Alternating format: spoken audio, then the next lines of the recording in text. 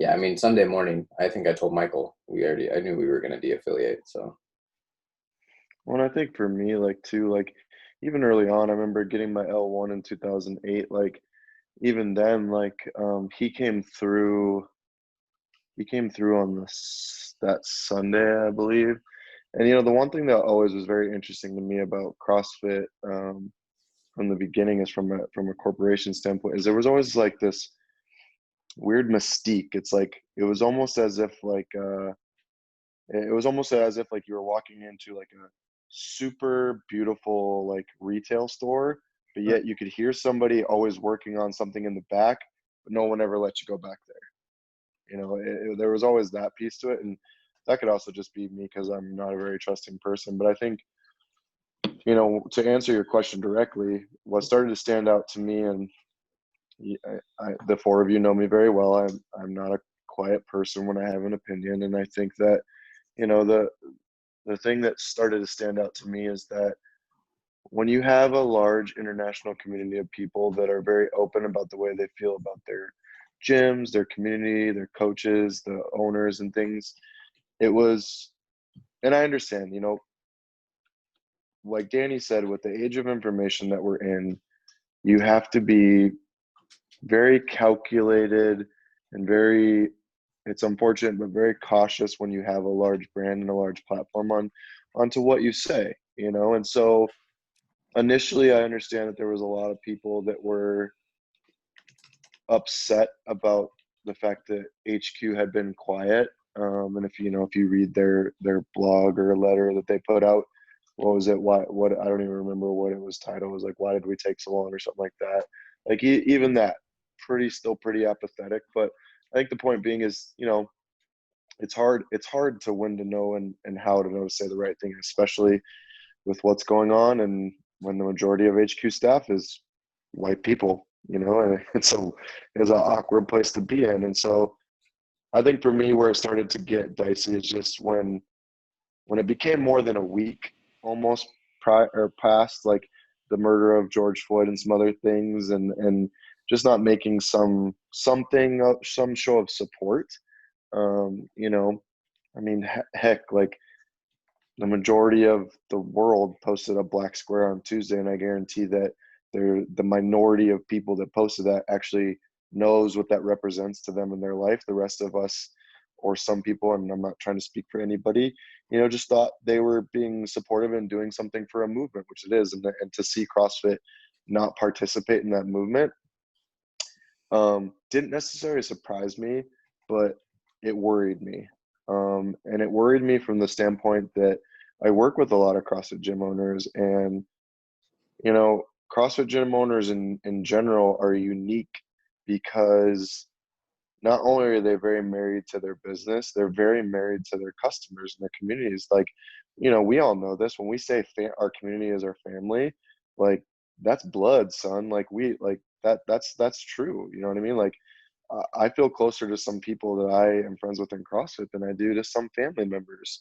And I'm sure we all have people like that, and so it's a weird position to be in, but I did think that, I'm big on leadership, and Danny and I think this is why Danny and I are very close is we are both Danny and I, and Danny, you can correct me if I'm wrong, but I think I speak to you for you on this is Danny and I are very agreeing on that leadership has to be at the forefront of the ship. Like you have to be pulling the cart, and sometimes that means coming out and making some sort of statement or starting some sort of conversation, even if you don't directly know what it looks like or where it's going to go.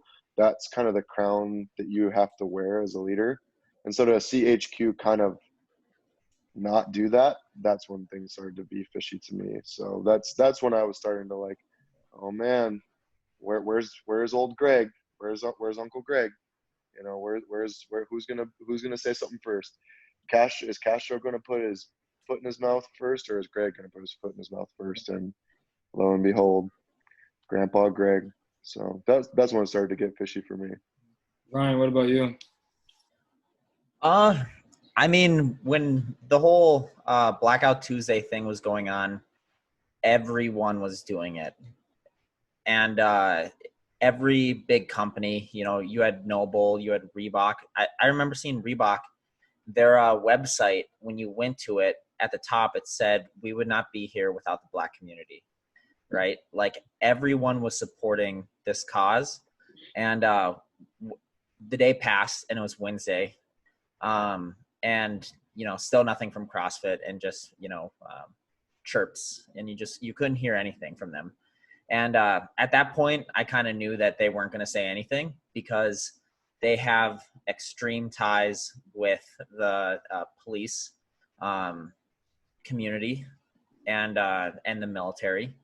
And and maybe that's wrong of me to lump them into that, but I could totally see where they would want to be silent on this and just maybe just say nothing, because, you know, they don't want to ruffle any feathers with that community, you know. And then when I really, really lost faith was when they created that Facebook post, and they said, due to the recent events, we want to open up a discussion. Please comment down below your thoughts. And they didn't make a statement, you know, about anything. They just said, "Hey, you guys talk about it, and, you know, we made the post, so congratulate us," right? And I just felt like it was very insincere, and that's when I started to lose a lot of faith that they were going to do anything of significance in supporting the cause. So, yeah. I know for me, like honestly, I haven't worked out in like, besides the stuff I get from Mike, I haven't really worked out in like a week and a half. Just because like I've been like actually out there protesting and doing the marches, and because like obviously for me, when everything kicked off, like Memorial Day, it was like, man, in my head, I didn't think it was going to escalate to what it did. I thought it was going to be another hashtag, another officer gets off, murder, and that's going to be the end of it. But I mean, long and behold, protests are happening, the riots are happening, and I was like, oh snap, this is like really picking up steam. And you see it going around the world, and you see so many people supporting it. And I'm like, oh wow, this is really cool. But then it was like, oh man, the one thing like that I love so much, and I will boast about all the time, is like not having my back when I defend them all the time. You know what I mean? Because I mean, one, there's not that too many Black people in CrossFit. I mean, there is, but it's not shown. You know. And so for me, it was just like when I saw the email, and I was just like, you guys are so supportive for everything, except for like this clear evidence on this videotape. Like you don't even have to like say like I'm against police brutality, or like I'm against law enforcement, military, XYZ. Like I'm against like murder. That's the way I see it. It's like, you know, I'm just against murder and people getting away with it regardless of what they do, or like career wise. You know, that's what I felt. And then when I saw the email, I'm just like, oh man. And I think for me, the cherry on top was the misfit text messages that came out. Yeah, when that came out, I was like we said earlier before this, like Travis Williams, that really didn't surprise anybody, I don't think. Like that's how he felt, because that's kind of how he comes off. That's how he goes in his workouts, is full steam ahead. For me, it was Jessica Griffith. That's what kind of like just threw me off completely. I don't know about you guys, but I mean, Mike, you go. Oh, I was just going to say, I think that to back up to one point that you made, Will, when you said, you know, that this is about murder, and this is a conversation that Danny and I have had back and forth, because, Danny shoulders a lot of burdens in the Kingfield community, and one of those burdens, unfortunately for him, is making this decision. And some of the conversations that Danny and I had revolving around kind of what you're saying is that, and I'm using Danny's words again. I don't know why I'm choosing to speak for you so much on this call, Danny. I think it's because I know you're tired.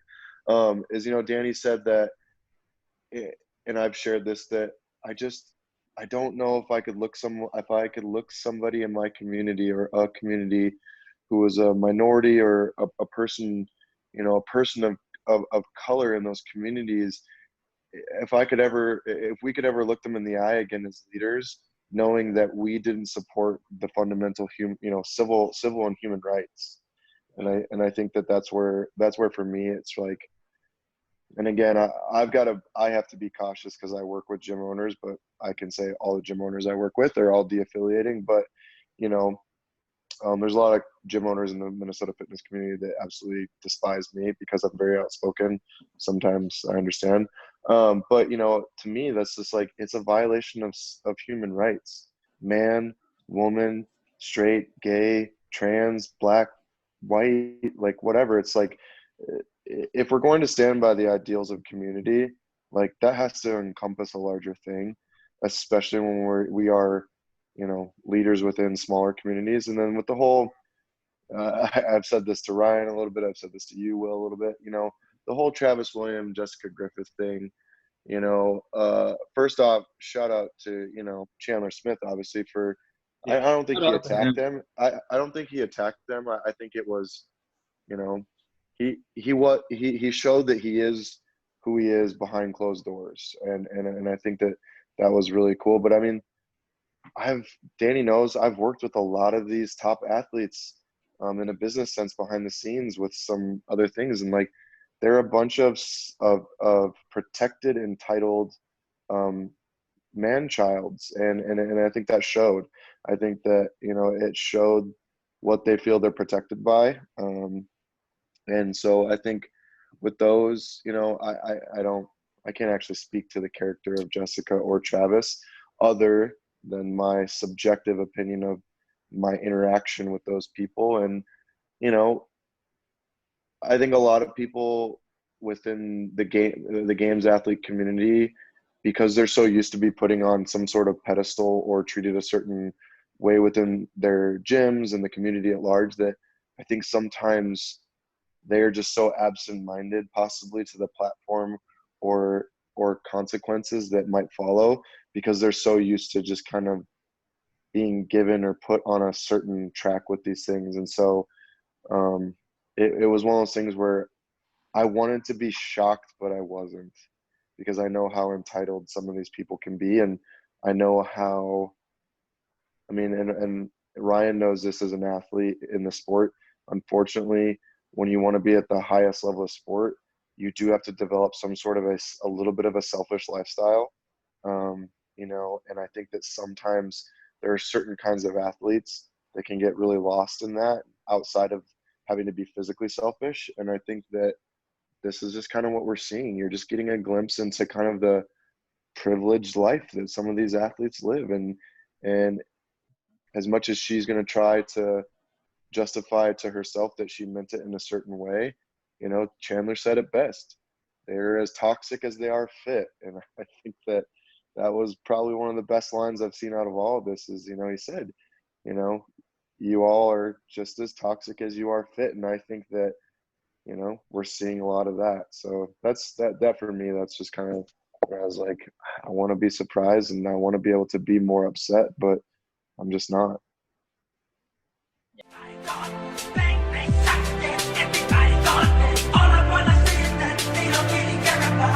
We'll never get out there until we learn to break.